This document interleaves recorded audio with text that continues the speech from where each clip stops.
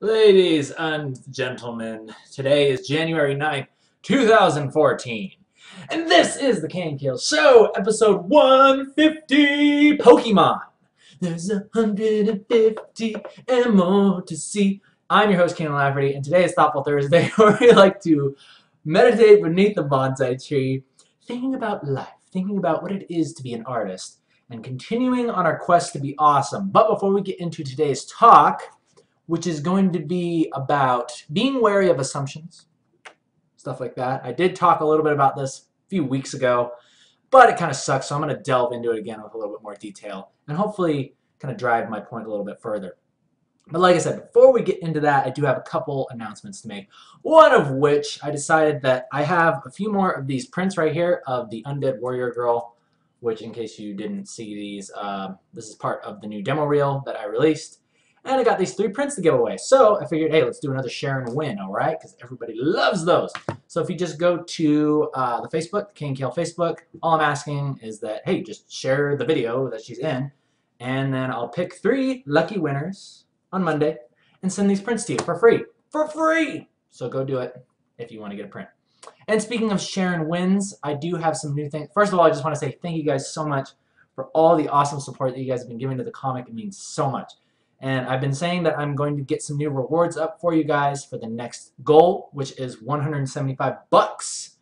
And basically, we're doing it similar, or same thing as last time. It's prints for patrons, too. When we get to 175, I'm sending out these prints, these ones, to everybody who helps me get there. So go ahead and check that out. That's at patreon.com/Emma for more information. And, oh, and you'll also notice another WoW dance party. I couldn't think of anything, so I was like, all right, let's do another one of those, because a lot of people really like those.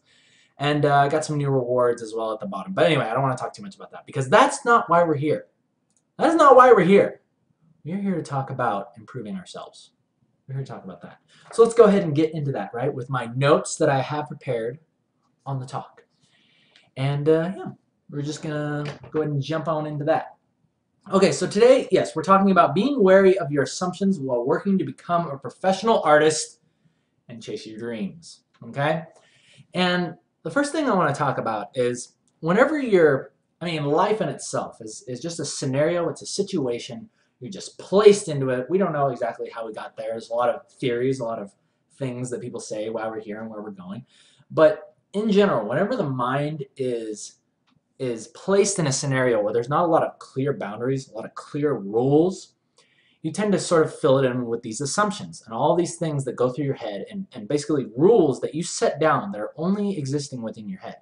And a lot of these assumptions can and will poison your life. It will poison your chances of succeeding. It will poison your chances of chasing your dream, improving yourself, and all those good things. And we're going to talk about a few of those today, specifically regarding artists, and just a couple things that I myself have suffered with, and I myself have been guilty of having these assumptions working in the professional artist world and just being an artist in general.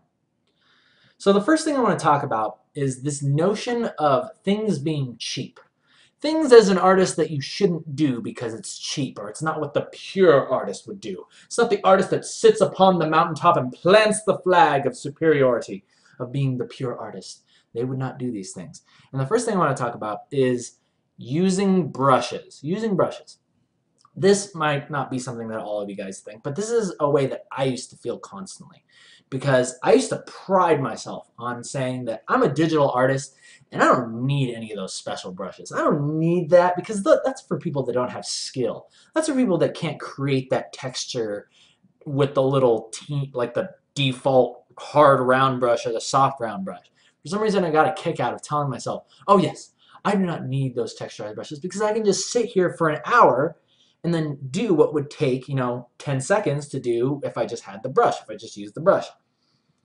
And that's something we're going to go into a little bit later. But that was something that I used to say. That was something, like, right when I first started working at Riot, I was so caught up in my own process and just the things that I stood for, and I prided myself on all this stupid stuff that didn't matter. And it really held me back. It really did. It held me back for a long time. And it wasn't until later I finally just got past it. I got these brushes. And now look, like, I'm completely advocating and, spreading them around. I'm saying, here, look at my brushes. I'm even saying it to the extent of, look, like a lot of the stuff that I do, it's just me now letting the computer do the work for me. I'm not even taking credit for it anymore. You know, I mean, I know how to use the tool, but I'm using it to my advantage and I'm saving time. And that's a really, really important point, and it's going to be a recurring theme that you're going to hear from me today. Okay, so another thing that as an artist that people might consider cheap or not pure is copying the styles of others, copying the things that work well for others. And I want you guys to, like, I want you to take this with a grain of salt, because obviously I don't want you to go out and be like, hey, oh, this artist is really popular. This artist is really popular because they draw a lot of My Little Pony, and they draw, you know, just things that, you know, they draw Naruto. And I want to be a popular artist. I want people to like me, so I got to draw Naruto. And I got to draw this anime style. And I got to draw My Little Pony. Don't necessarily fall into that trap. But rather what I'm saying is focus on the things that you're really interested in. Like if you're the kind of artist that enjoys making a piece that tells a story, like it's just a still image, but you can look at it, and the longer that you look at it, you notice there's actually a story of what's happening. This guy's running from the big old, like there's a big fiery burning building, and he's got this hot chick in his arms, right? He's running with it. But then in the background you see like Godzilla or something, and Godzilla is looking at him with a jealous face, and you realize that Godzilla is actually, that's his girlfriend, and the guy is running away with this lizard woman, I guess, or I don't know. You know what I'm saying? So there's like story within a piece. And what you might notice is when you take interest in something, you're going to naturally gravitate to artists that do those things well. And I don't want you to feel bad about saying, hey, this artist is executing this particular technique very well. I'm just going to look at what he did. I mean, I might even just steal this composition. I might even just steal this entire composition, or this pose, or this thing, right? And again, you want to be really careful about, like, there's definitely a line to walk here, because I've seen some comic artists where they literally will blatantly just take the exact comic page, copy that, and then just like change the characters' faces. Or not even that. Like they just change the hair, color the hair color. Obviously that's blatant plagiarism, but like use those things. Use the things that they do well. Use the perspective shot. Use the establishing thing. Use the color palette that they're using. And just take it, right? Just take it. I do it all the time. I seriously do it all the time. And you'll, I mean, that's something you gotta learn for yourself, and like the proper way to do it. But I think everybody knows, like, without kidding yourself, you know what the proper amount of way to borrow from somebody else, you know, as far as technique goes. Moving on. Using photo references and something called photo bashing. Now, this is another thing that I had a problem with, because I used to say, oh man, if I'm a good enough artist, I shouldn't need photo references. If I want to, I shouldn't have to look at an expression of my face doing a particular expression, because I should just know how to do that. That's what a good artist would know how to do. You know, they wouldn't need these things. They wouldn't need to rely on the crutch, right? That's another common term. Like when you catch yourself saying, oh, I shouldn't have to rely on that. You know, I shouldn't have to rely on being able to lasso this arm and then shrink it down because it was way too big, or like shrink down the guy's head, when I couldn't do that normally with a pencil and paper. I shouldn't have to rely on that. That's not what a good artist would do. And I want you to just kick all that stuff out of there, because those assumptions will, I mean, it's good to want to be able to do that stuff without relying on the crutches. I understand that. But really, in the end, when you become a professional artist, you're going to notice that a lot of those things that mean a whole lot to you, like about just wanting to do things perfectly, the only person that's going to care about those things is you. The only person that cares about those things is you. And that is a good reason to care about things. But really, at the end of the day, when it is your job, you're going to notice very quickly that people don't care about your process. People don't give a crap about your ideals and your morals when creating a picture. They don't care if you went up to the mountaintop into the sacred cave and meditated for 3 days to come up with the perfect idea of this picture. All that they care about is the result. All they care is that the picture is there, it is done, and it looks freaking awesome. So whatever you need to do to get there, you know, you figure out yourself. But I ask myself, it's like, hey, let's figure out the most efficient way to use our time and get the quality. Get the quality and spend less time, right? Bang for your buck. That's what I'm constantly asking myself. It's like, how can I get the same result and spend less time?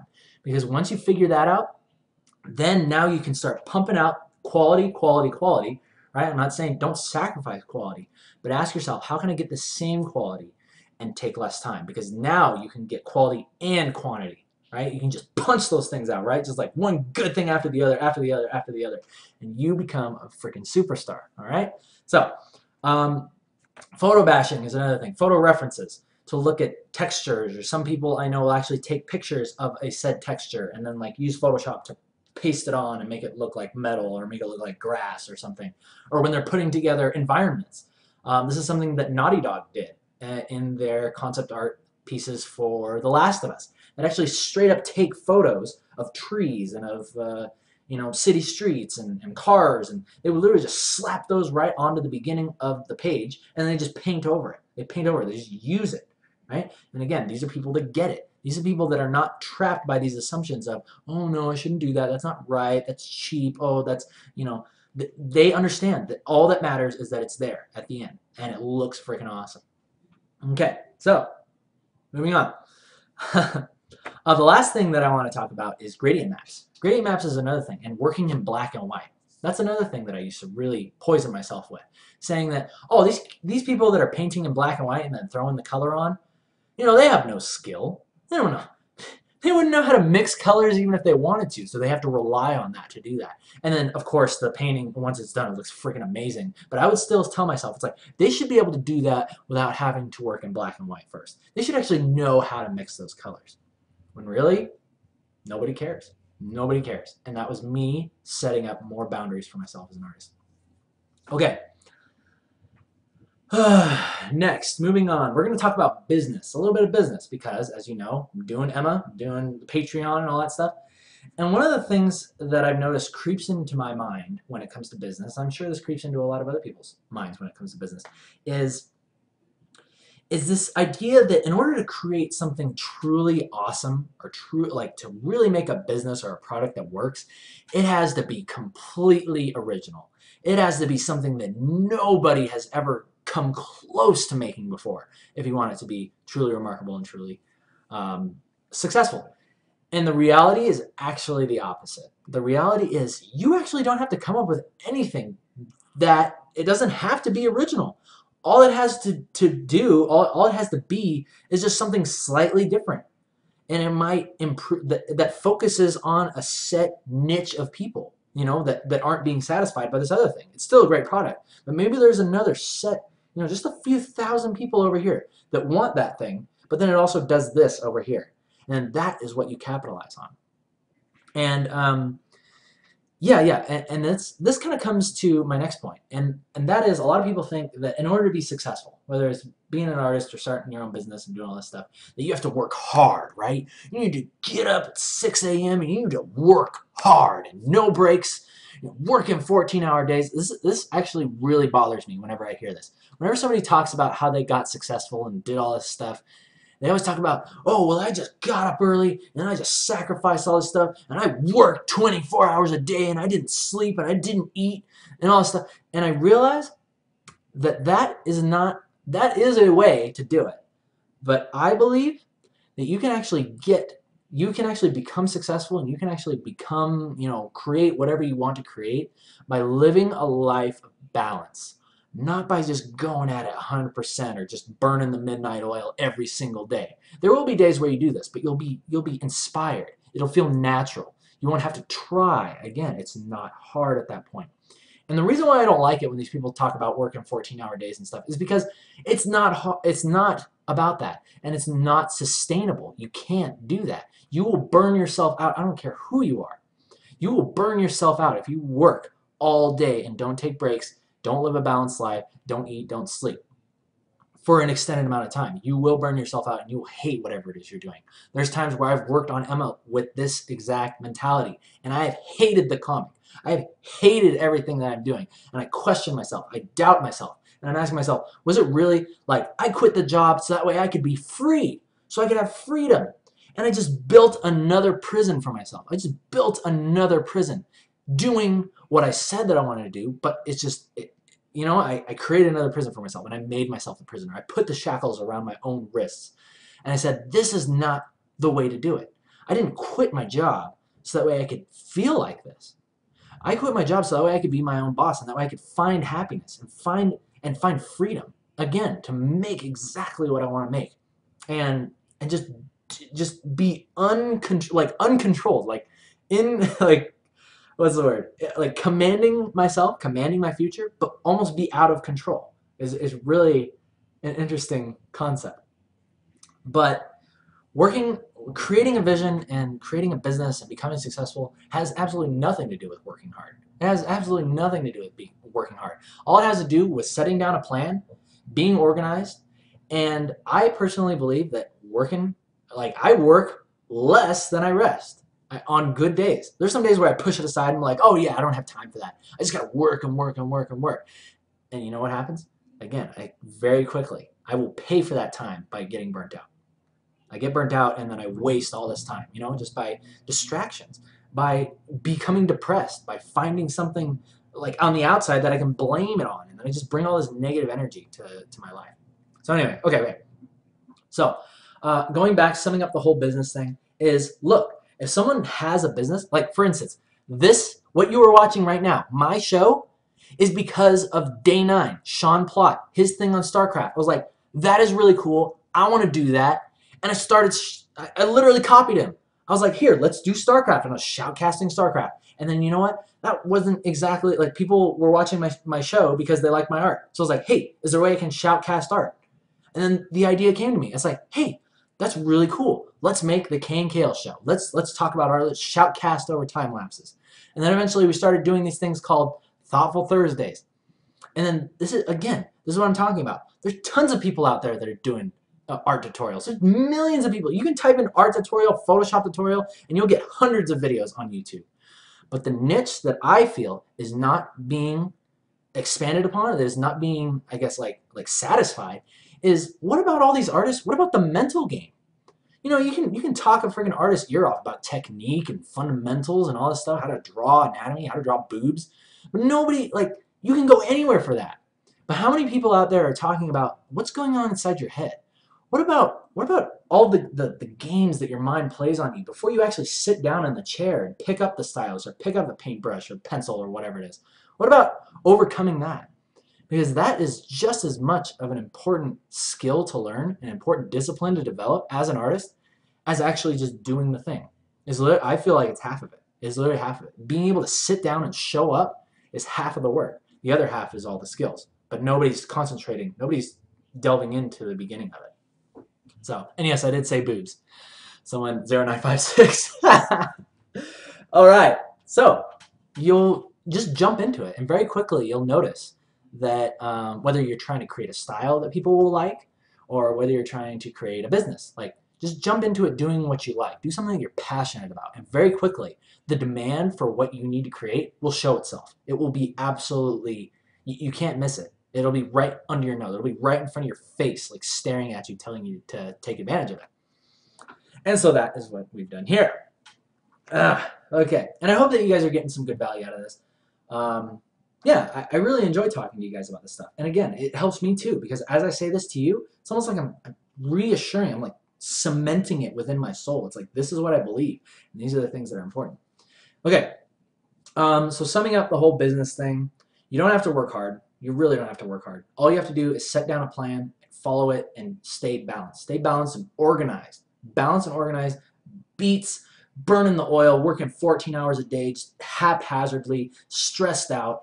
It will beat that any day of the week. It will always beat that.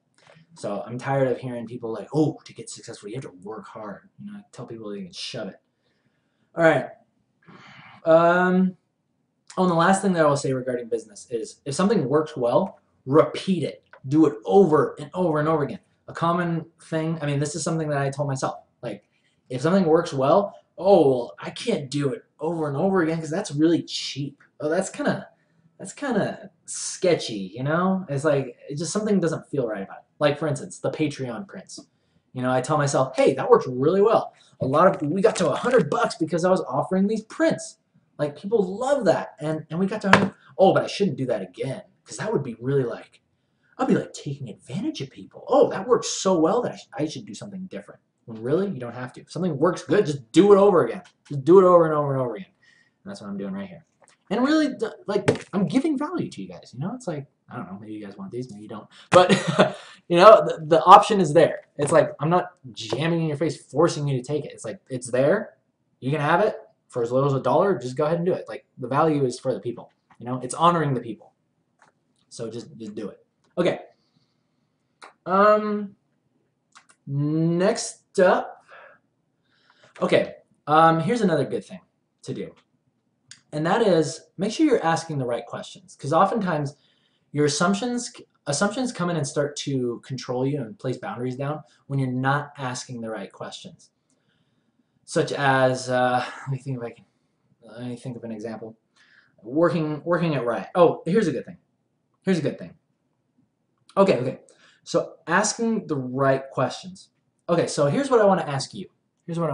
Being an artist or whatever type of, you know, profession you have, is ask yourself, what is the most important thing in your profession or your art or whatever, okay?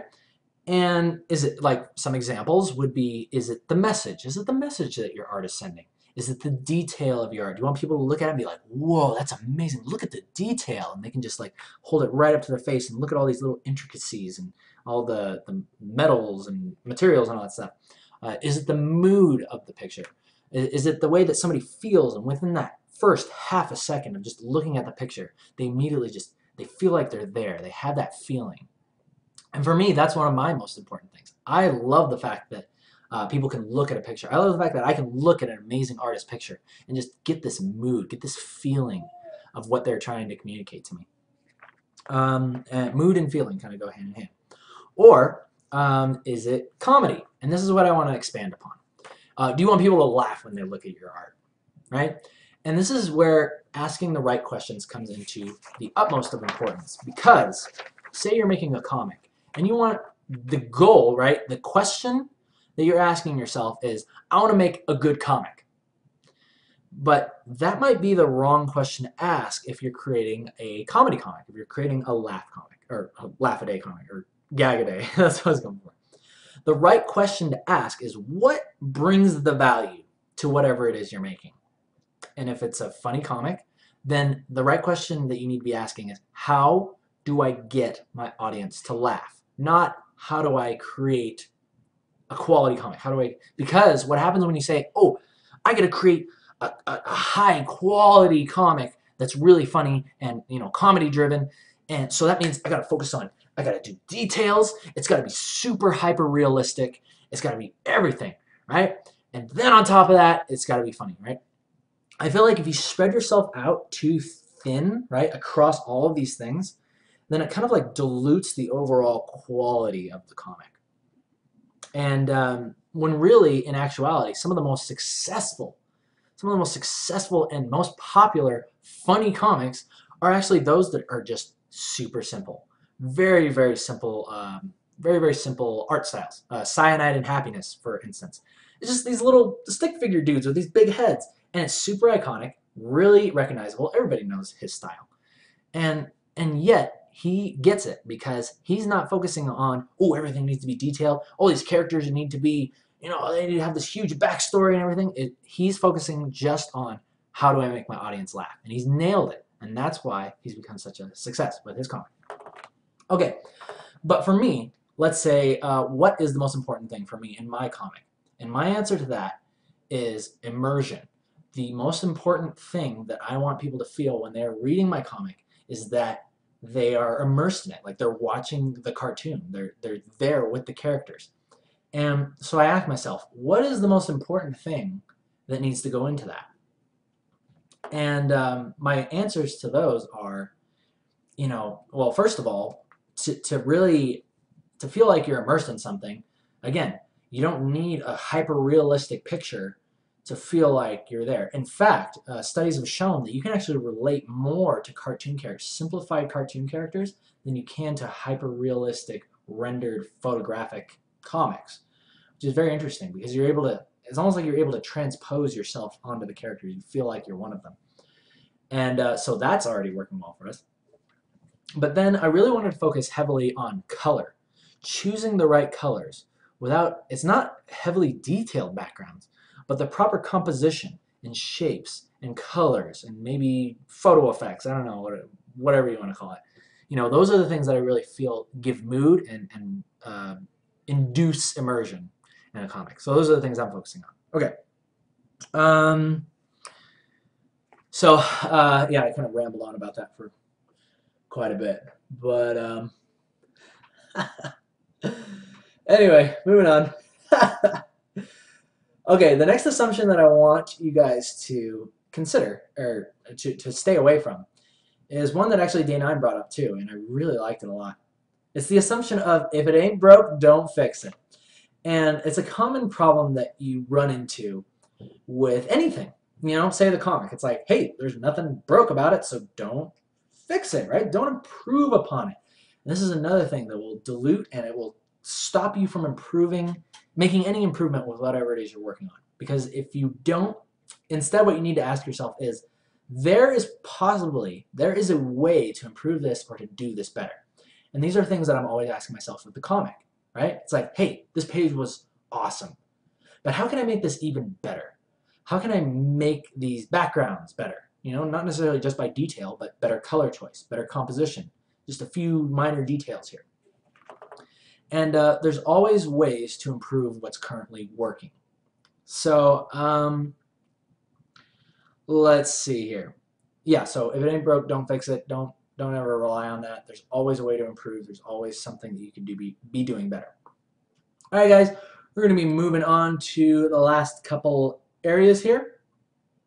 I've been going for about 25 minutes. In the meantime, please cast your questions over the castle walls, and I'll answer them, specifically relating to assumptions, Thoughtful Thursday stuff.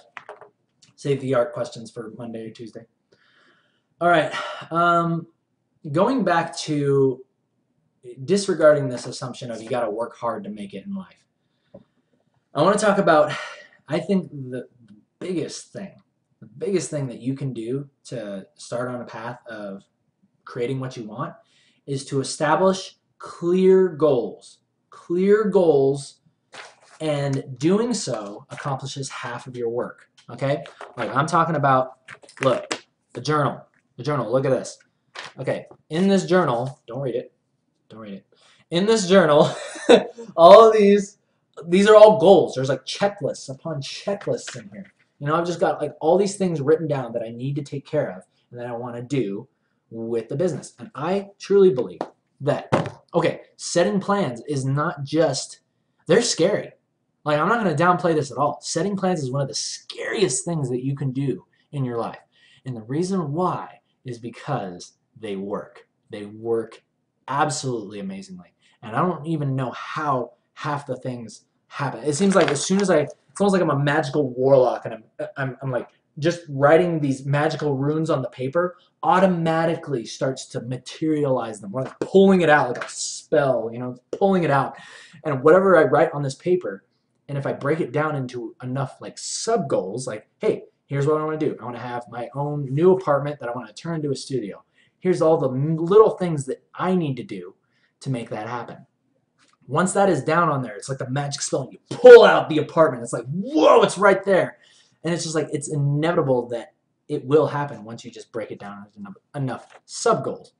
So creating goals and creating plans, it is hard work. It is very hard work. But it's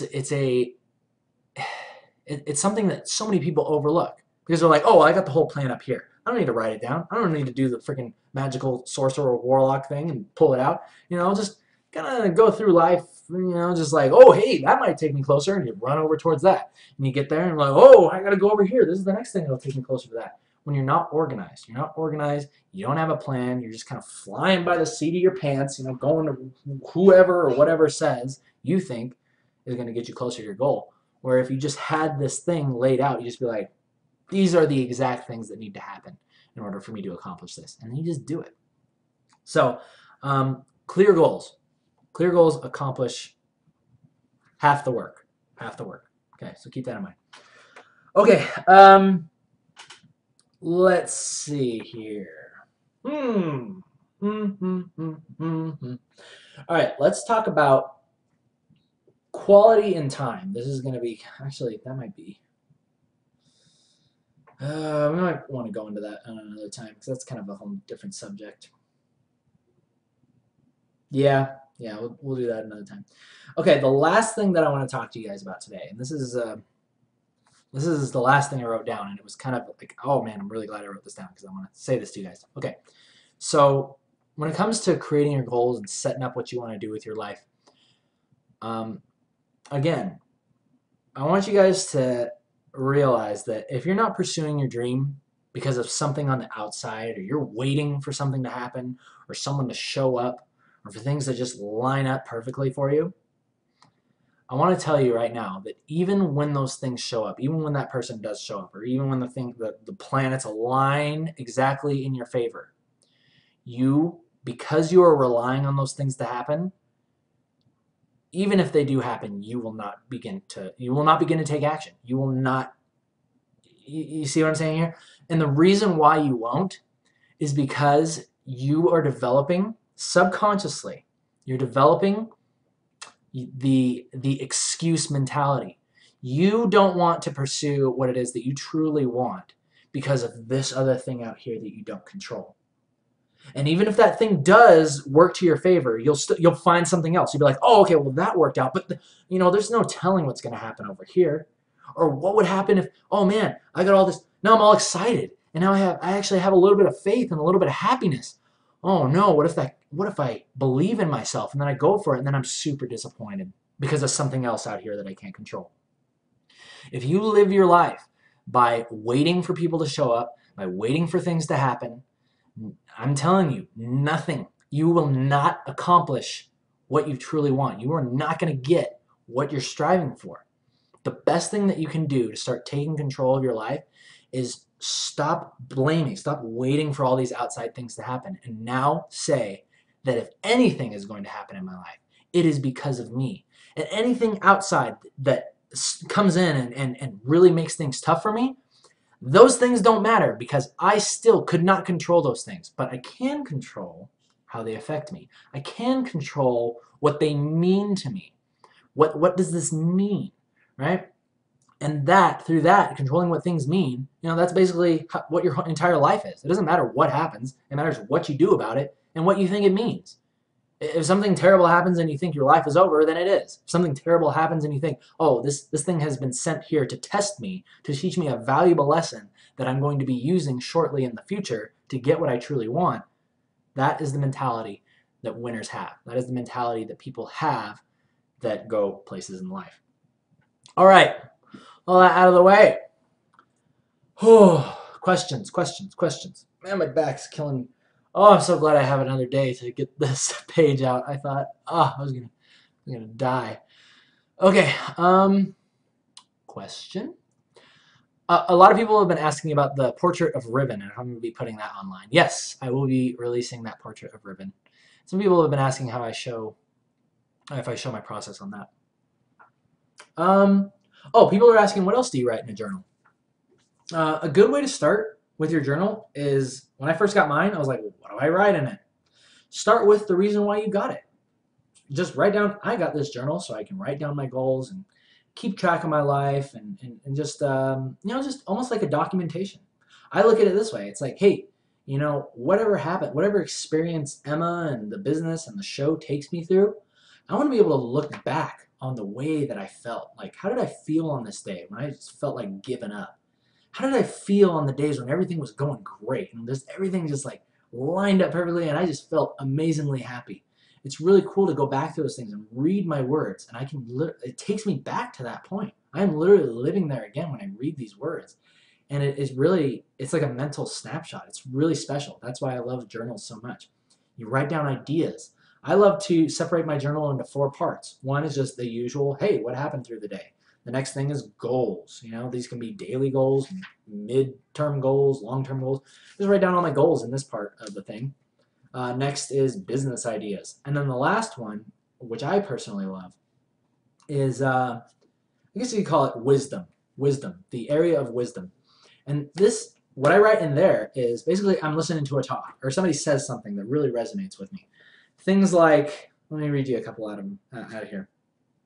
Okay, things like, The system is never flawed. Day 9 said that. What is your legacy? What statement will you leave behind? You know, things that people say that I'm like, I like that. I like that. And you just write it down here. And it's like, look, it's like, I'll actually have you guys look at this thing because, yeah, it's just, you know, I just write down things that I like. And then you don't have to worry. Look, I'm not even following the lines. I'm not even worrying about anything. You know, it's just, yeah, it's all good. It's all good. It's your journal. You can write upside down if you want. You can write sideways. And just lose yourself in the freedom that you get when you get a journal. Okay. Man, my lips are chapped. Aliana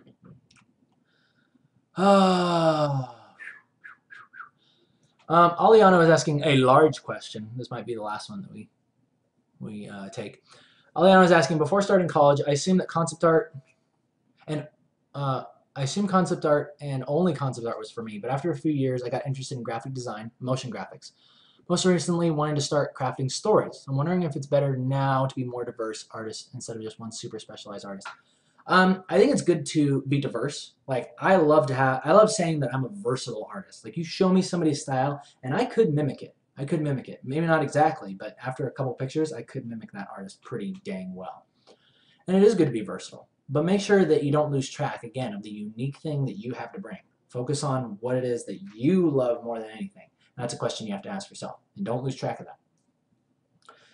Alrighty then. Chapped lip Thursdays, Navahawk says. Yes, because of all the talking. All right, with that, people, we're going to go ahead and end episode 150 of the Can Kill Show. Thoughtful Thursday. Thank you for joining me live, as usual, on Twitch. You guys take care of yourselves. Have an awesome weekend. Remember, the share and win. Go to the Facebook.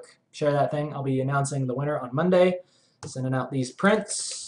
And Patreon. Join me on Patreon and get these prints. You guys take care of yourselves. See you on Monday.